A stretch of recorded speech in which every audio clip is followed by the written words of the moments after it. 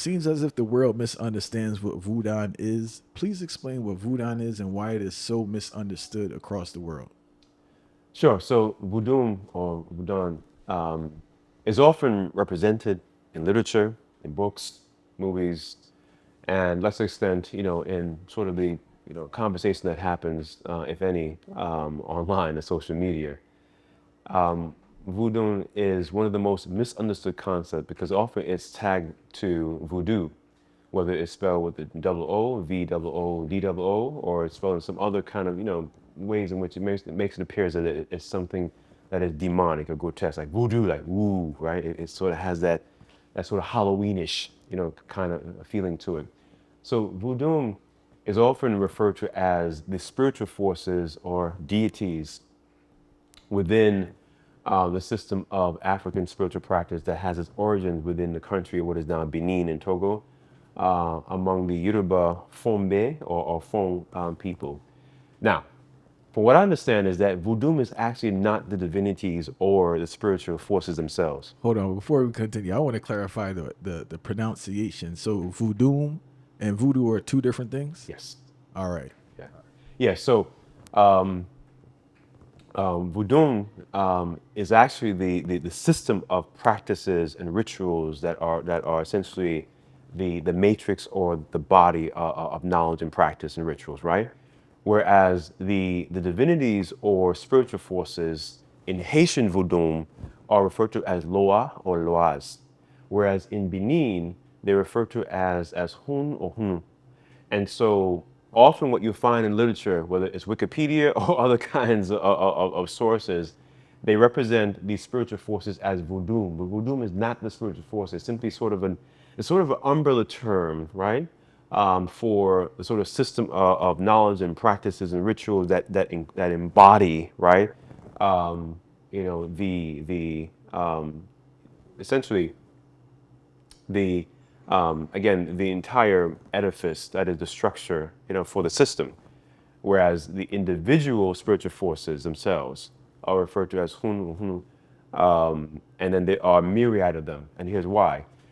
These spiritual forces or energies, they're no different than gravity or atoms or other things that you can't see with your eye but we know exist because we have a sense that they do. And so wherever you find, several bodies of water or mountains or hills or certain kinds of forests, secondary forests, primary forests, savannas, you name it, wherever you find these patches in nature, you'll find these forces that are embedded in those parcels, right? And so you have a myriad of names, much like in the Yoruba system, which people refer to as Ifa, but Ifa is one of the spiritual forces used for divination, right? And so Ifa is not the system. The system, from what I understand, is referred to as Isheshe. And even that may be incomplete because what I've discussed with others is that these African spiritual systems, as we call them, us meaning people outside of Africa and outside of the language, particularly the particular language is spoken, we have a way in which we have essentially, even when we try to leave Christianity or Islam or any other sort of Eurasian. No, I'm saying we still fuse it. Yes, yes. So even when we depart from or have one nothing to do with Christianity, Islam, we bring the cognitive world from Christianity with us. So by that I mean this: we bring the system, we bring the for example, there are houses, meaning we bring the temple, we bring the same vocabulary and logic and structures from Christianity and Islam into these systems. So when we think about the Yoruba system, the Yoruba doesn't have a system. They kind of don't have a system. They kind of don't have a spiritual system. What these people have, are essentially, cultural codes and so coded wisdom inherited from their ancestors. And so when I asked the question from my elders among the Akan people, my folks in Ghana, West Africa, what do you call this? They gave me a proverb. And this is classic African folks, right? They said that, what we do, right? What I call spiritual culture, which is a sort of a bridge for something that we can't name. Spiritual culture, they said, is like a cloth. We created it, we wove it, we created it, we wore it, we washed it, and we passed it on to our children, and they do the same thing.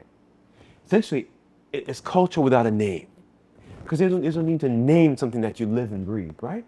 And so by naming it, we do something that's what European white folks do, right? They have to have these schemas and categories because their thing about knowing is to control it. To know it is to control it, right? And so for many African folks that I'm aware of, particularly through the perspective or the pathway of their languages, they don't have a name for their culture. They don't have a name for themselves. So for example, the Yoruba are not Yoruba. That's what the Hausa people call them.